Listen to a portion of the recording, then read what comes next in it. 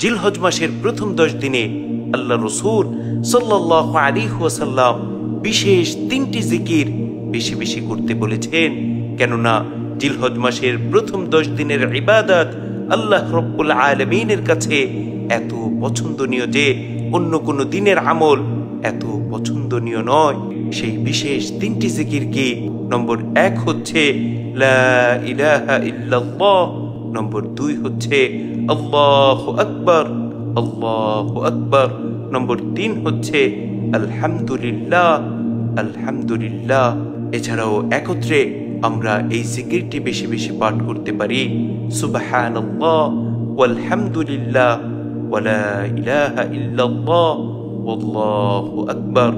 আল্লাহ রাব্বুল আলামিন আমাদের প্রত্যেককে বেশি বেশি তার জিকির করার তৌফিক দান করুন, আমিন।